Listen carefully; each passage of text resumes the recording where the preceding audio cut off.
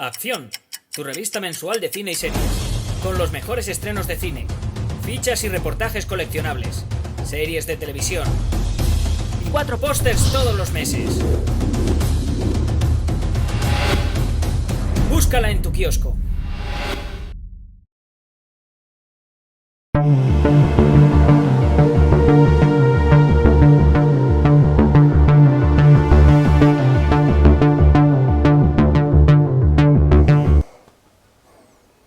Hola, muy buenas amigos, amigas, seguidores, seguidoras del canal Acción Cine en YouTube. Aquí estamos otra vez, Jaime Vicente Echagüe, esta vez convocado por Paco.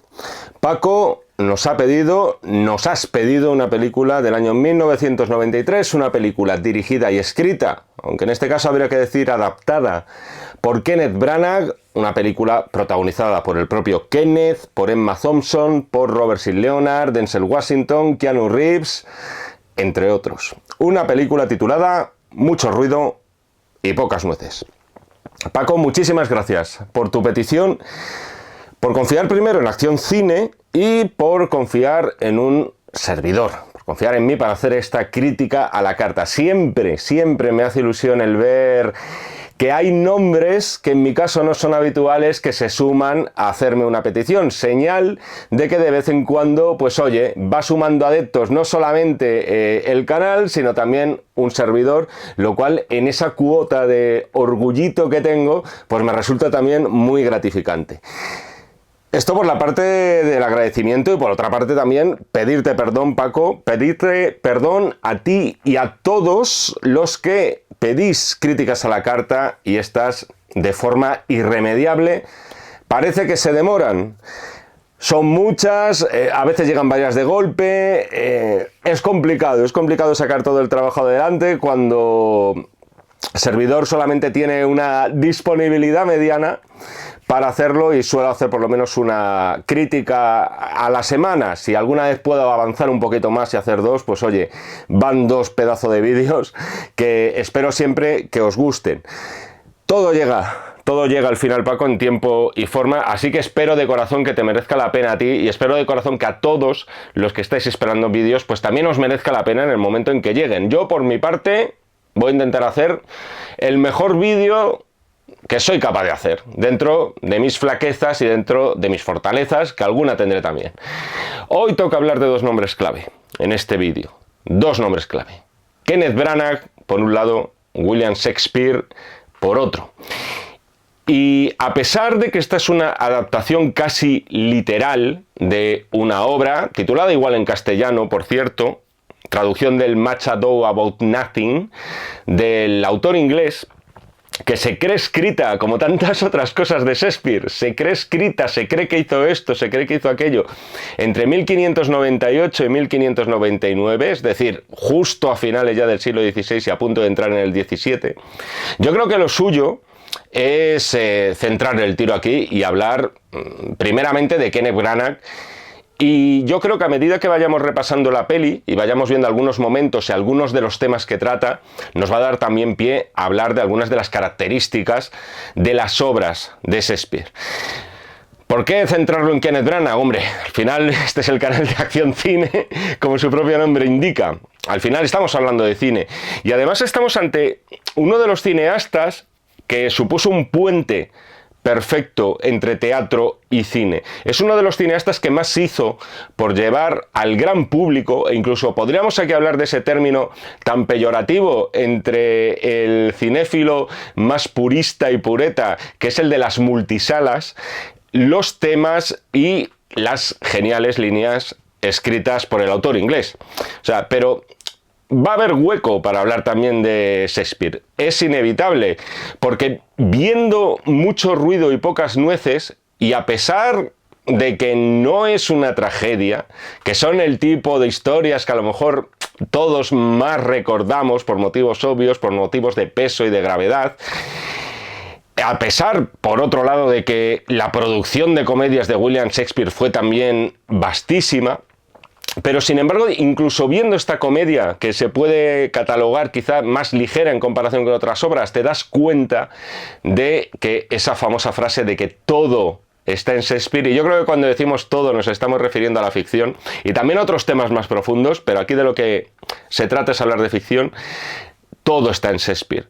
Todas esas pasiones, esos conflictos, esas tragedias que después hemos visto representadas en el cine, beben y saquean mucho de la obra del autor inglés. Incluso aquí en una comedia lo vamos a ver. Incluso aquí vemos esos temas de el odio, la venganza, el rencor, van a aflorar en mucho ruido y pocas nueces en algunos momentos muy concretos. Como os decía, lo primero de todo es hablar brevemente de este señor que se llama Kenneth y que se apellida Branagh y que a día de hoy anda en empeños y en empresas muy distintos al que podía ser esta película, por lo menos ese perfil de producción. Hoy lo mismo te dirige Thor, si no recuerdo mal, creo que dirigió por lo menos la primera parte, no sé si alguna más, que una adaptación de Agatha Christie. Por otro lado, gran autora inglesa también, pero vamos a decir que en otro registro que en nada te remite a Shakespeare.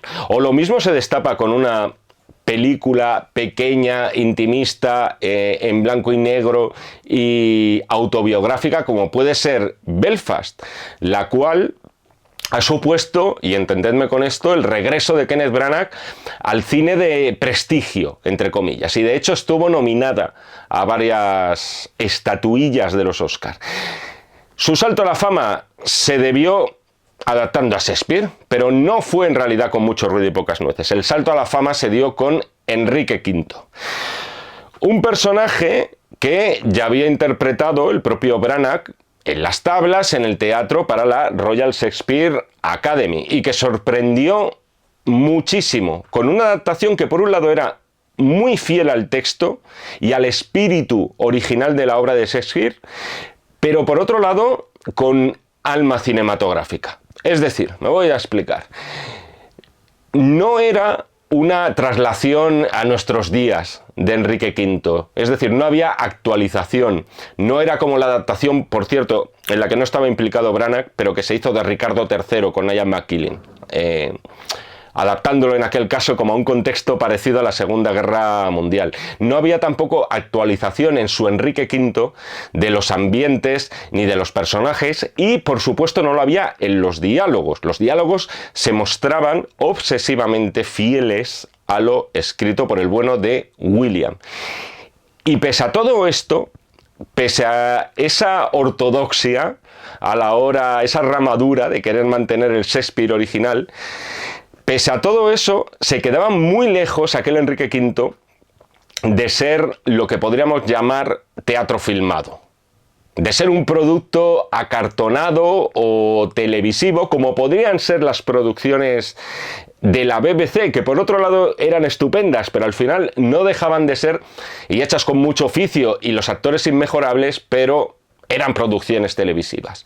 Es decir, no había elementos cinematográficos, no había un uso del montaje, la fotografía siempre era plana, pero como tenía que ser, es que eran productos televisivos. Hoy en día ya esa frontera entre cine y televisión parece que estamos hablando de la prehistoria, pero no hace tantos años. Hoy en día está completamente difuminada, ¿no?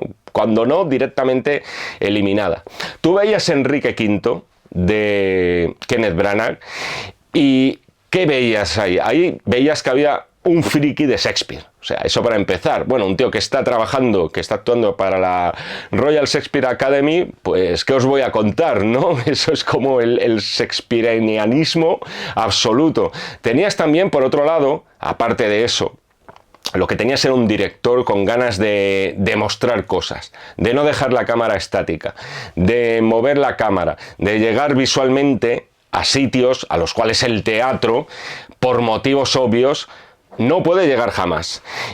¿Y en qué se tradujo ese éxito? Ese éxito se tradujo en, de nuevo, nominaciones a los Oscars, se tradujo también en dar el salto a los Estados Unidos, con una película, por cierto, curiosamente que nada remitía a Shakespeare, que fue Morir todavía, una película bastante curiosa y divertida, de marcada atmósfera de cine negro, y después sí que se marcó otro éxito de los gordos, una película que gusta mucho por lo general al público, que es Los amigos de Peter.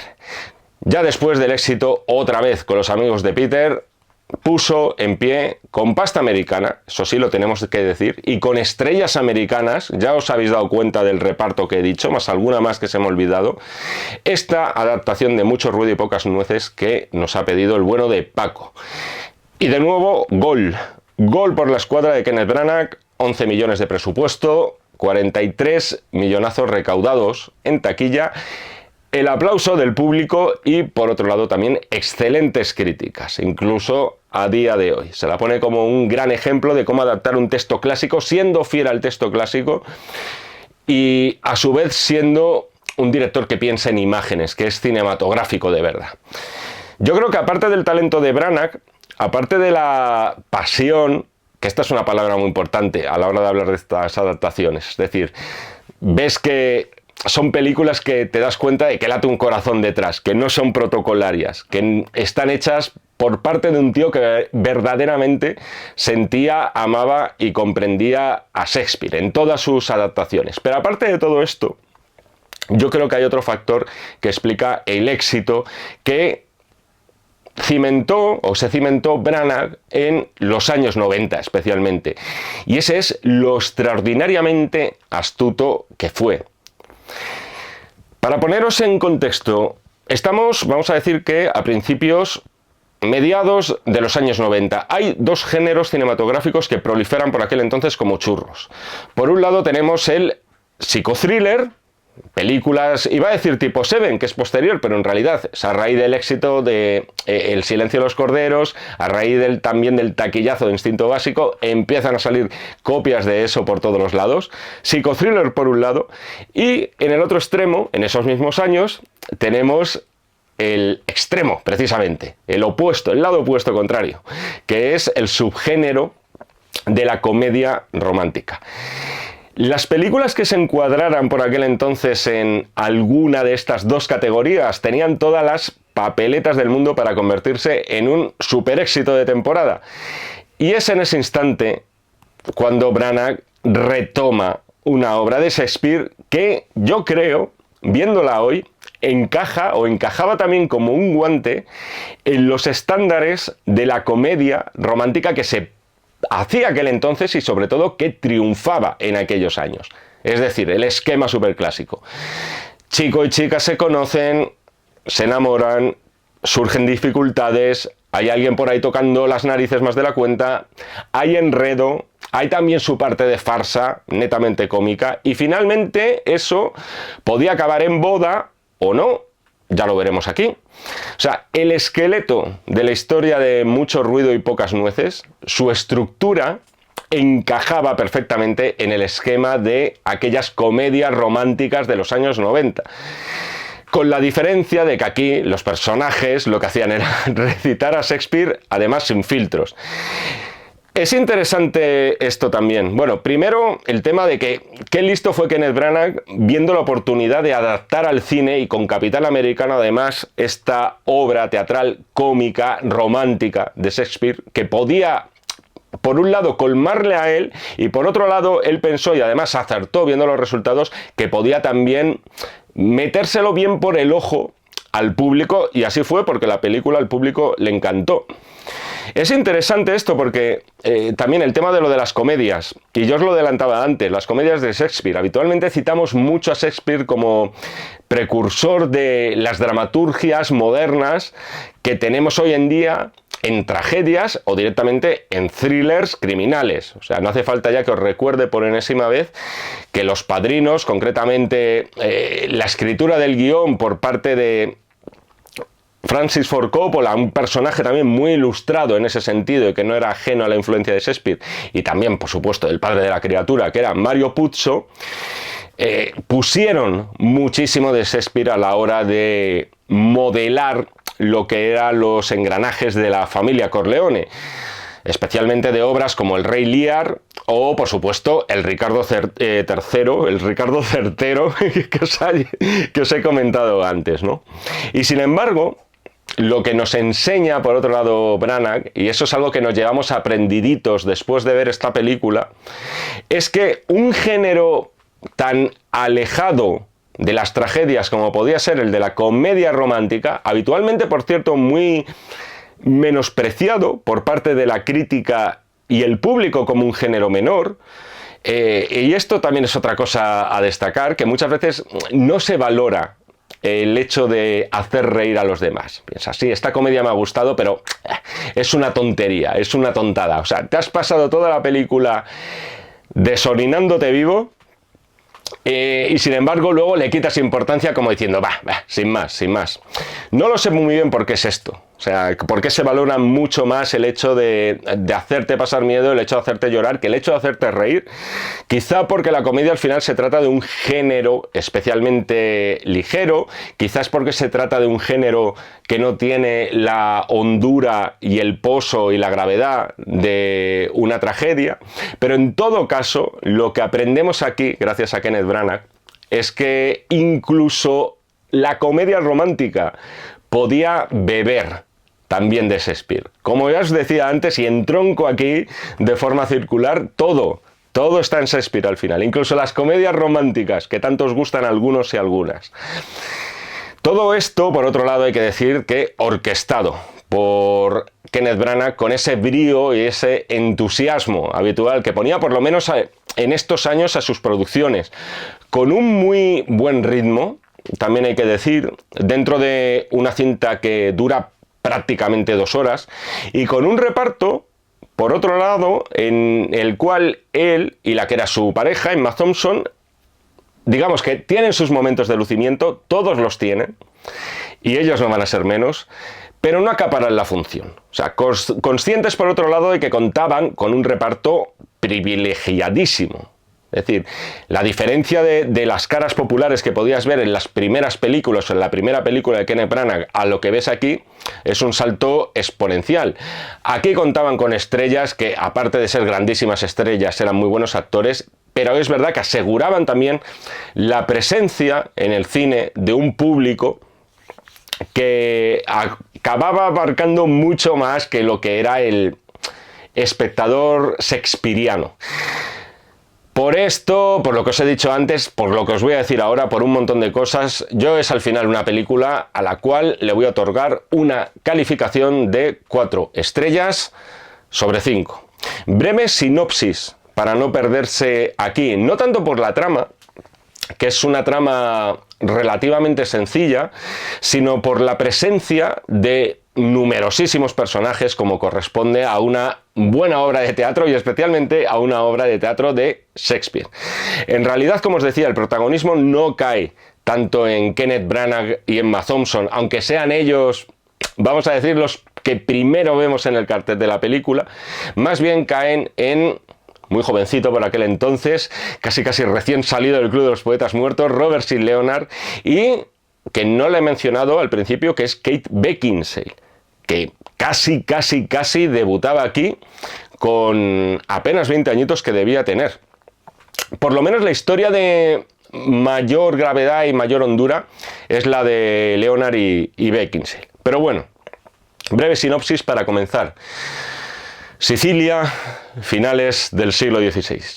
Esto quería decirlo porque así quería parecerme a Sofía Petrilo de Las Chicas de Oro. Pero más concretamente estamos en Mesina.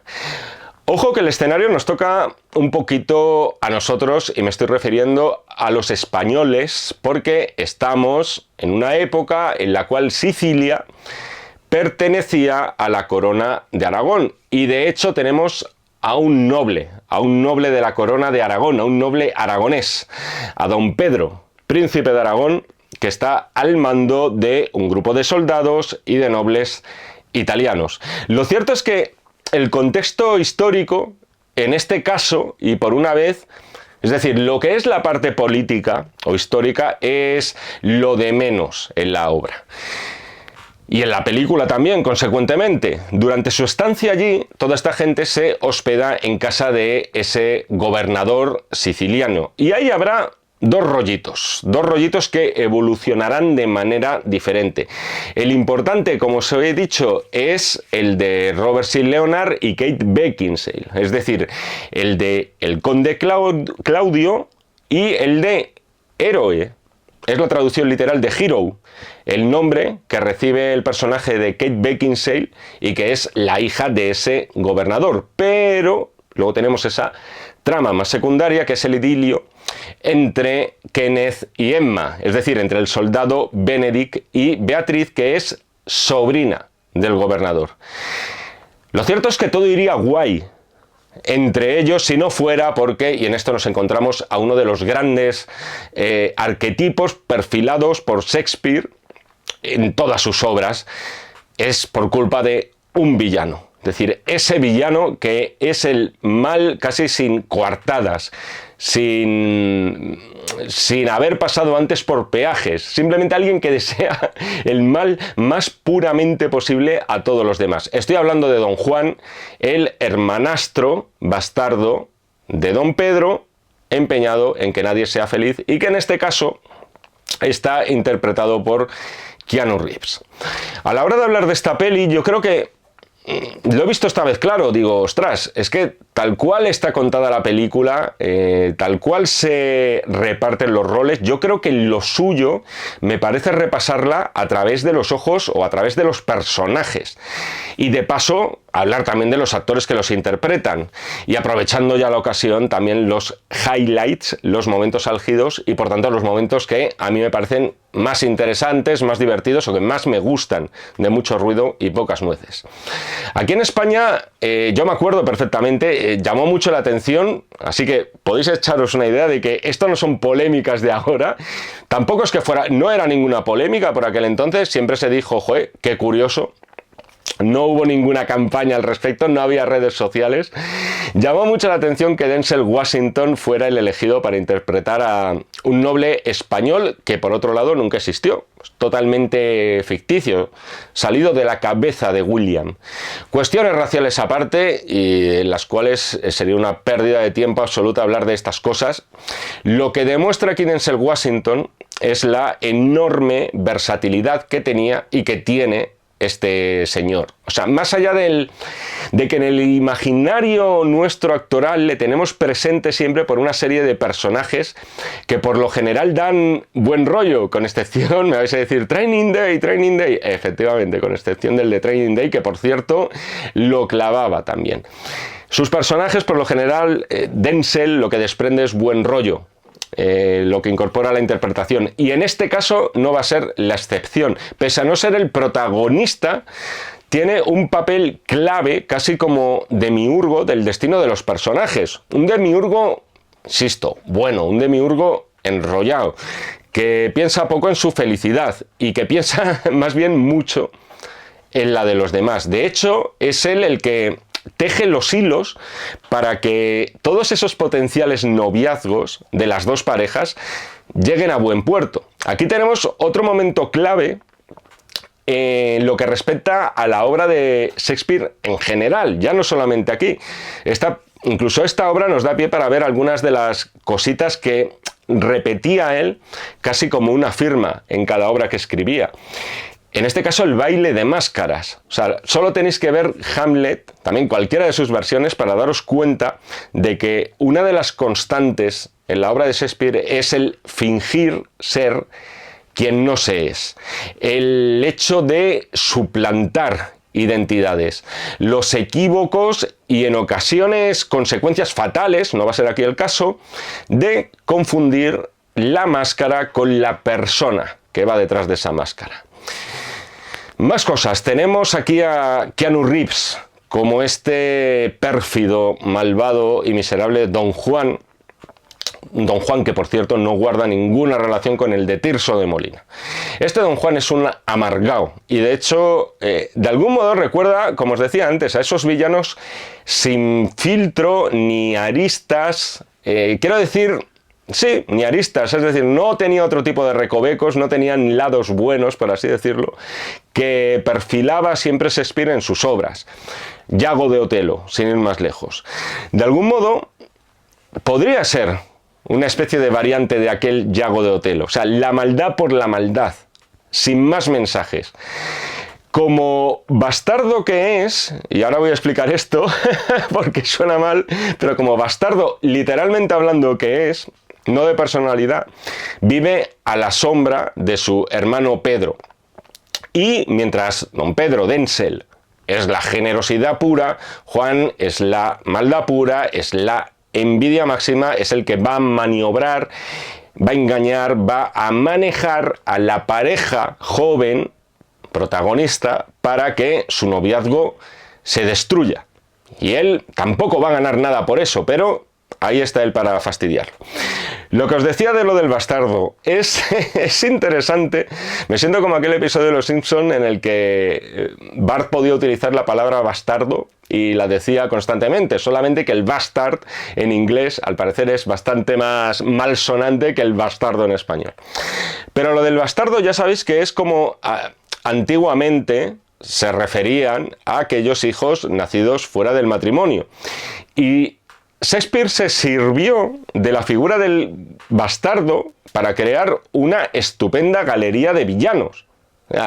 Me he permitido recopilar algunos. Ahí tenéis, por ejemplo, al Edmundo, que era el principal antagonista del rey Lear, o el Aarón de Titus Andronicus. De algún modo, Shakespeare veía reflejado en la figura del bastardo a esos seres desheredados. Era casi como un símbolo. Seres desheredados que nunca van a poder alcanzar la grandeza de sus padres legítimos al ser olvidados por estos. Hay que decir que pese a ser el villano, Keanu Reeves posiblemente sea el que menos luce. Ni por tiempo en pantalla, ni a nivel interpretativo tampoco. Creo que los atractivos de Keanu Reeves en todo caso no estaban recitando a Shakespeare, y personalmente sí que es uno de los... ¿Cómo decirlo sin que suene? Es que claro, parece que es uno de los puntos flojos de la película. Se le ven varios peldaños por debajo de sus compañeros de reparto. Otro actor joven que tenemos aquí, que Keanu también era jovencito, pero aquí tenemos también a Robert Sean Leonard, como os he dicho, como Claudio. Es un personaje mucho más unidimensional dentro del elenco, eso es verdad.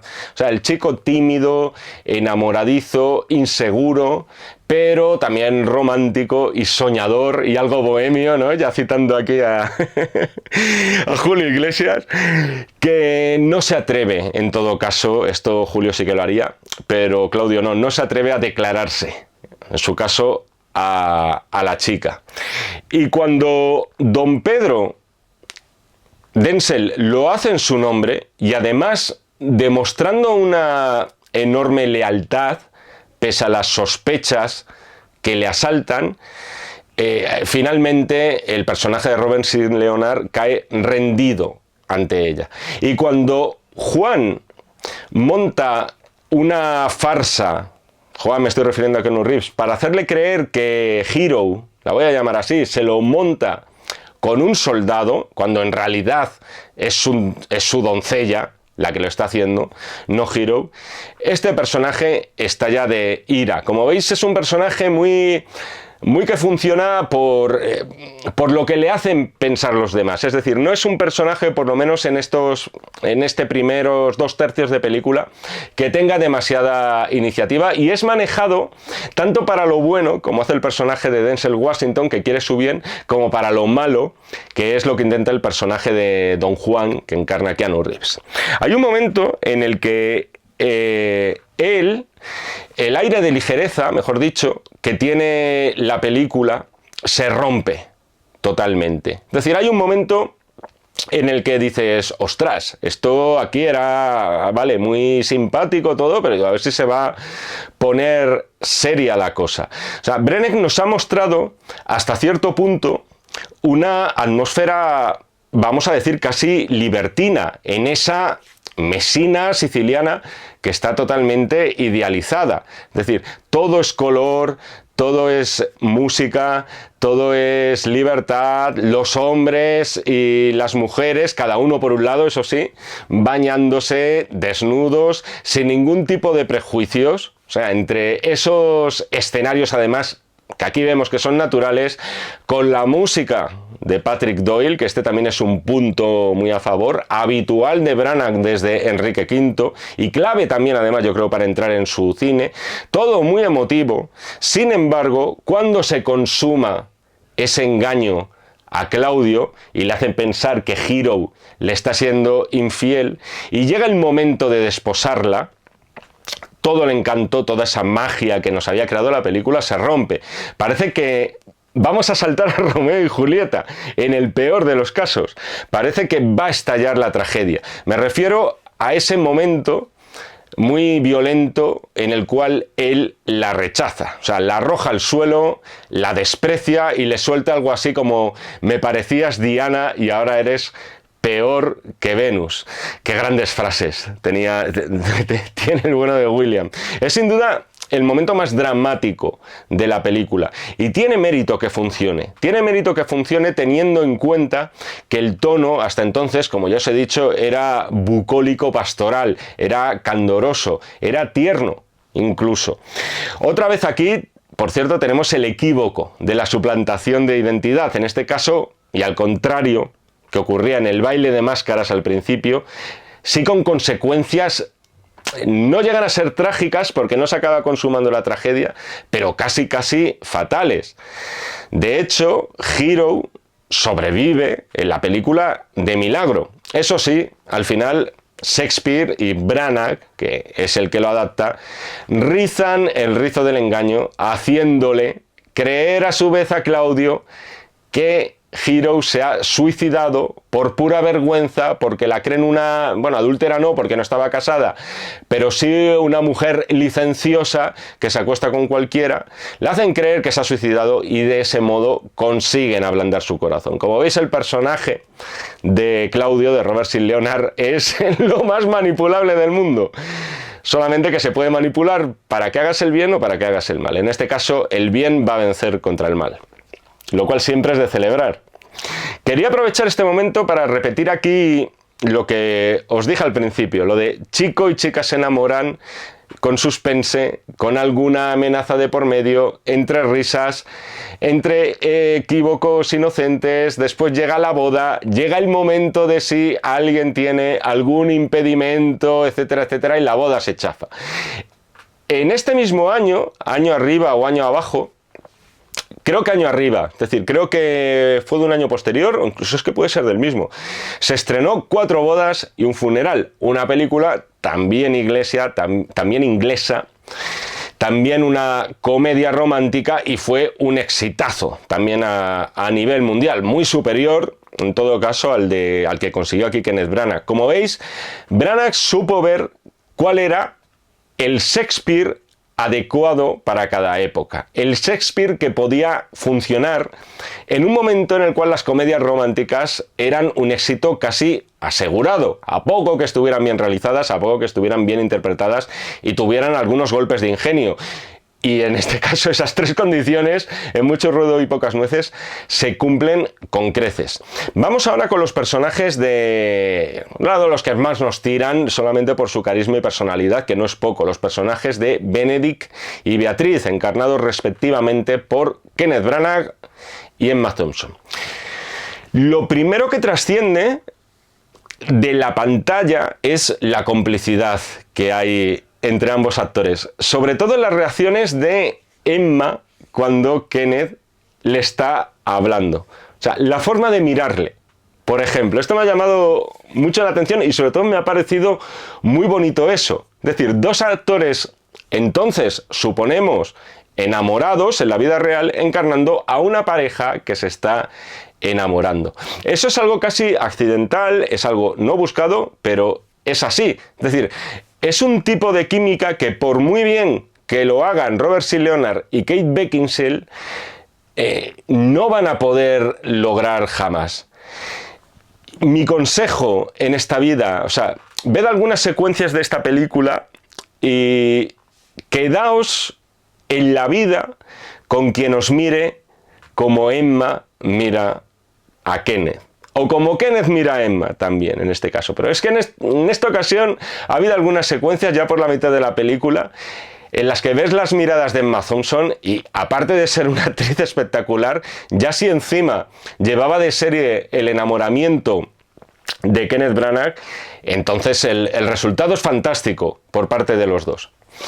Lo segundo es que es lo que os decía también, Emma Thompson por aquel entonces era arrolladora. O sea, no se me ocurre otro adjetivo para calificar a esta actriz.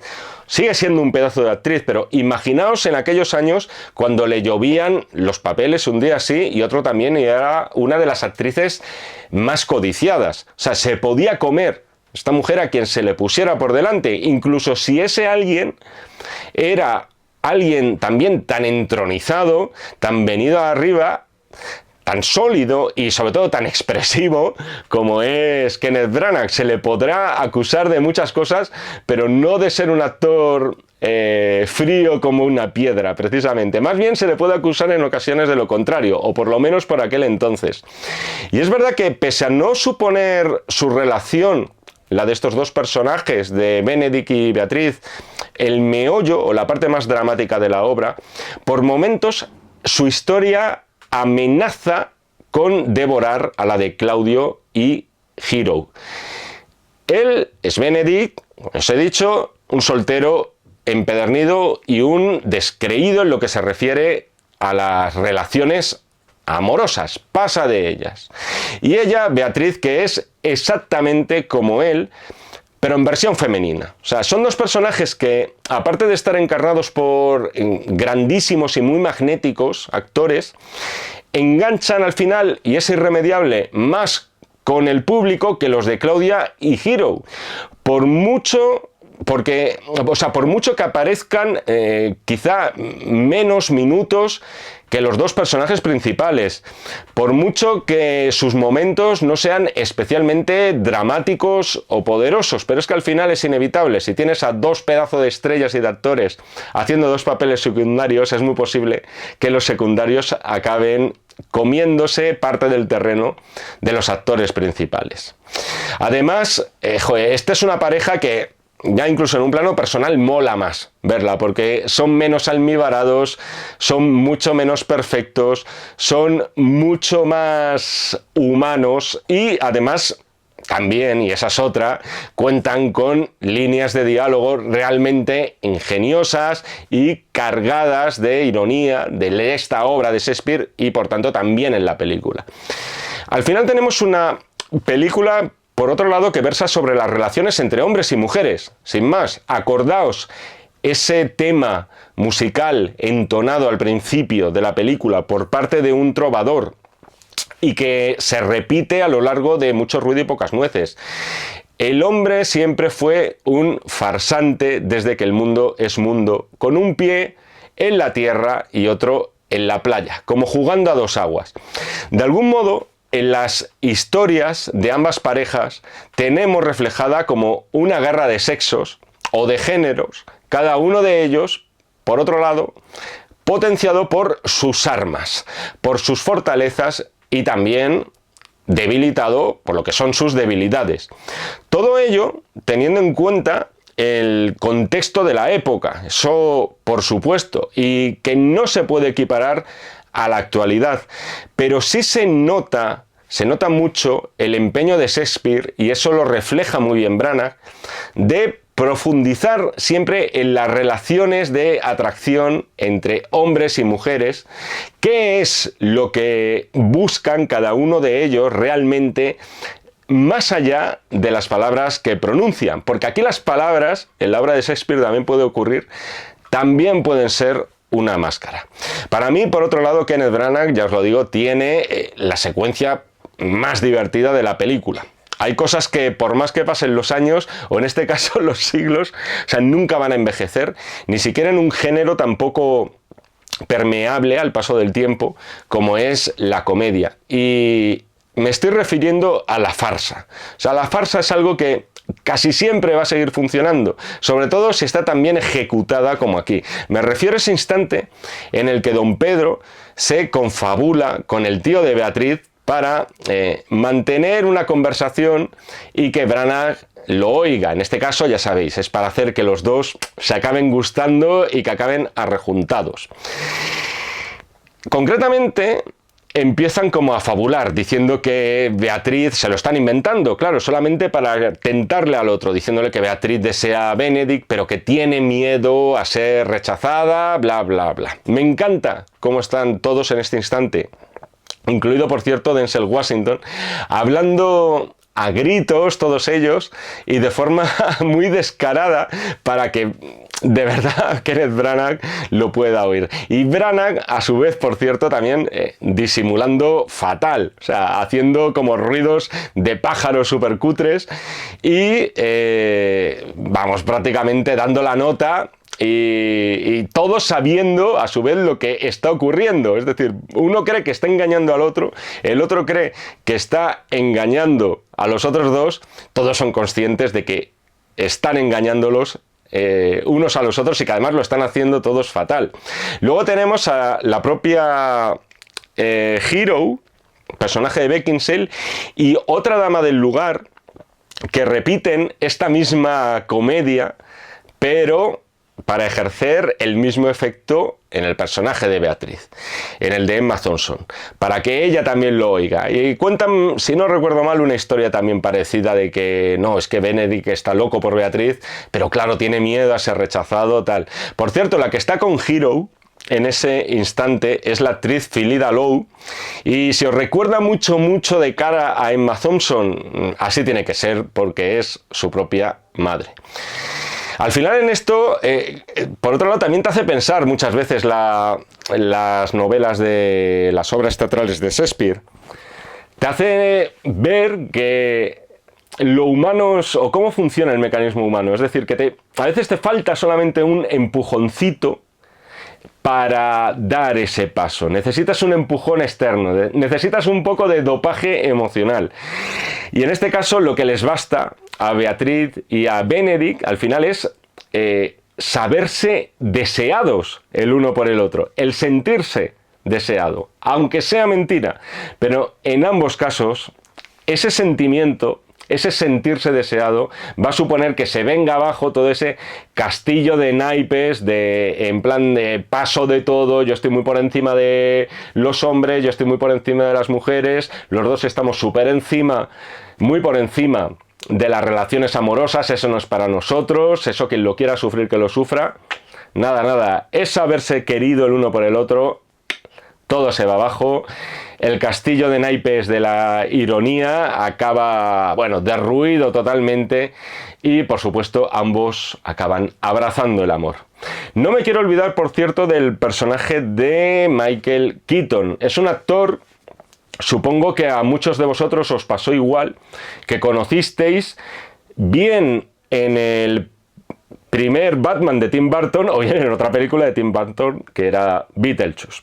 Y lo que sabía el público norteamericano por aquel entonces, y quizás nosotros no, es que Michael Keaton era un fabuloso actor de comedia. A nosotros le conocimos, claro, yo en mi caso, yo vi antes Batman que Beetlejuice.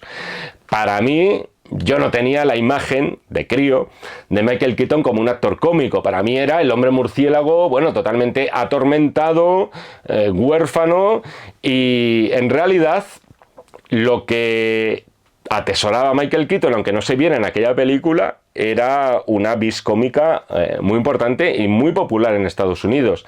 Y aquí está realmente divertido en esta película, encarnando a esa especie de policía, por llamarle así, desastrado, que de forma totalmente involuntaria y sin quererlo, acaba siendo el responsable de que se sepa la verdad. Es decir, que Hero no traicionó a Claudio con otro señor. Keaton tiene además un dominio gestual fantástico para el género de la comedia, que además es algo muy importante. Me encanta ese instante en que cuando casi ya al final de la película le ofrecen como una recompensa económica por sus servicios, por su trabajo, por haber, bueno, haber puesto a la luz, insisto, sin querer, toda esta conspiración de Don Juan. Entonces el hombre hace como un ademán de rechazarla, pero no puede evitar que su cara vaya por un lado, pero luego su mano vaya directamente por la pasta, o sea, como una garra de un ave de rapiña, y acabe arramplando ahí con las monedas. Ya para finalizar, como toca en todas las comedias románticas, casi todas, por lo menos en los 90 ya os digo yo que sí, toca finalizar en boda en bodorrio. En realidad, 2. Es decir, no solamente vamos a tener una boda, es que vamos a tener reboda. Como las comedias románticas, que podían ser más bien mediocres o tirando a malas de los 90, pero aquí, amigos, cuidado que esto es William Shakespeare. Si Shakespeare lo hizo, entonces es que es bueno. Y funciona de verdad. Aquí tenemos 2 bodas. La boda de Claudio y de Hero, una vez ya que se ha aclarado este entuerto y el malentendido, y la futura boda entre los personajes de Beatriz y Benedict. Tenemos por otro lado una resurrección, que es la resurrección, entre comillas, de Hero, a la que Claudio creía muerta. Una de las resurrecciones que por otro lado también son habituales en las obras de Shakespeare, solo que aquí vamos a decir que sin toques sobrenaturales y por supuesto sin un ápice de tragedia. Y lo que tenemos también al final es a Keanu Reeves, Don Juan, huido y desaparecido a la mitad del metraje, porque eso es cierto, es un personaje que desaparece en un momento dado de escena, no se vuelve a saber nada de él hasta el final. Esto, si no hubiera sido Shakespeare, seguramente se habrían introducido más elementos para decirnos dónde está, qué está haciendo, etcétera. Pero de lo que se trata aquí es de respetar el texto.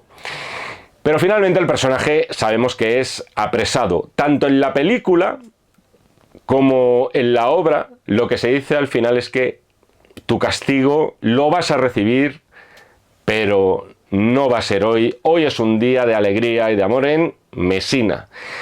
Eso sí, ya mañana ya veremos qué pasa con él. Mañana será otro día, como dijo Scarlett O'Hara. Y os dejo a vosotros decidir la pena que le puede caer a este pobre diablo por todo el mal que ha causado. Y hasta aquí la crítica a la carta de mucho ruido y pocas nueces. Paco, 1.000.000 de gracias por haberme dado primero la oportunidad de volver a ver esta película, después de muchos años que hacía que no la veía, de disfrutarla y sobre todo de haber grabado este vídeo, que espero que te haya gustado y en general espero que os haya gustado a todos, seáis shakespearianos o no lo seáis. Importante, si os gustan estos vídeos, suscríbanse a la revista, que no cuesta nada, tenéis el botón de suscripción un poquito más abajo, un poquito más arriba. También importante darle al like si os ha gustado, compartir incluso esta crítica a la carta, tanto si os ha gustado como si os ha asqueado y queréis reíros de alguien que no tiene ni idea de Shakespeare ni de cine, yo también lo acepto. Lo importante es siempre aprender. Nos seguimos viendo aquí en el canal de Acción Cine, si así me lo requerís, y por supuesto nos seguimos leyendo en este y en todos los que están por venir de los números de la revista Acción. Muchísimas gracias y hasta otra. Acción, tu revista mensual de cine y series, con los mejores estrenos de cine, fichas y reportajes coleccionables, series de televisión y 4 pósters todos los meses. Búscala en tu kiosco.